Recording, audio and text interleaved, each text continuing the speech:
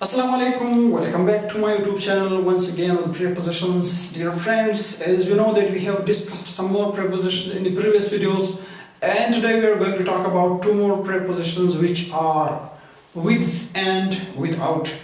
प्यारे दोस्तों, जैसे कि हमने पहले भी कुछ वीडियोस बनाए हैं prepositions पर, और आज जो हमारा टॉपिक है हम मज़ीद दो prepositions को डिस्कस कर लेंगे जो हमारे पास कौन से है। एक हमारे पास with है, एक हमारे पास without है। These are two opposite prepositions. ये दो मुतज़ाद prepositions है या अल्फाज है अंग्रेजी के preposition, बस हमारे पास अल्फाज होते हैं। इसको हम काफ़ी अपने हम रोज़मर्रा के स्पीकिंग में यूज़ करते हैं, इस्तेमाल करते हैं रोज़मर्रा के बोल चाल में। विद के तीन मानियाँ हैं और विदाउट के आमतौर पर उसके भी तीन मानियाँ हैं, के बगैर, से बगैर या बगैर। और विद के मानी है के साथ या के पास या से। दोनों prepositions के तीन मानियाँ हैं। चलो देखते हैं कि विद के कितने इस्तेमालात हैं, उसको शुरू करते हैं। हमारे साथ विद का फॉर एग्जांपल आप कहते हो कि he injured himself with a knife, उसने चाकू से अपने आप को जख्मी किया। यहाँ पर से जो है के जरिए से मान देता है, ठीक है। इसी तरह he injured me with a knife, उसने मुझे चाकू से जख्मी किया। या इसी तरह he injured his finger with a knife, उसने अपनी उंगली चाकू से या चाकू के जरिए से जख्मी किया।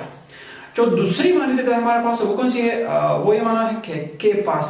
मिसाल के तौर पर your camera is with me, या my camera is with you, या my mobile is with you. मेरा मोबाइल आपके पास है या आपका मोबाइल मेरे पास है, या मेरे जो भी चीज़ कोई चीज़ है वो आपके पास है, तो के पास का मानी भी देता है। इसी तरह ये जो तीसरी मान देता है वो के साथ का मानी देता है। के साथ किस तरह, के साथ मानी इस तरह देता है कि I went to Karachi with my friend, मैं अपने दोस्त के साथ कराची गया। या he went to Lahore with his friend, वो अपने दोस्त के साथ लाहौर गया। या he went to Quetta with his father or with his sister or with his brother or with his enemy, maybe something, ठीक है। वो अपने वालिद के साथ, भाई के साथ, प्लाना के साथ क्वेटा गया, कराची गया, कहीं पर भी गया। तो के साथ का मानी भी देता है, के पास का मानी भी देता है, और से का मानी भी देता है। से का मतलब है के जरिए से। और जो दूसरा preposition है वो हमारे पास कौन सा है, without है, जो बिल्कुल उसका उलट है। मिसाल के तौर पर आप कहते हो कि I can't live without water, मैं पानी के बगैर बिल्कुल जिंदा नहीं रह सकता, ठीक है। इसी तरह हर कोई नहीं रह सकता है। We can't live without oxygen, हम ऑक्सीजन के बगैर नहीं रह सकते हैं, क्योंकि दुनिया की जो ज़िंदगी है वो ज़मीन पर मुमकिन है, वो ऑक्सीजन ही की वजह से है और पानी की वजह से है। If these are not present or these are absent, so life is nothing, okay?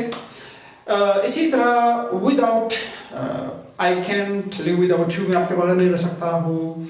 I can't live without my parents, मैं अपने parents के बगैर नहीं रह सकता हूँ। इसी तरह we can't spend life without mobile, हम मोबाइल के बगैर जिंदगी नहीं बसर कर सकते हैं, आजकल बहुत ज़रूरी हुआ है।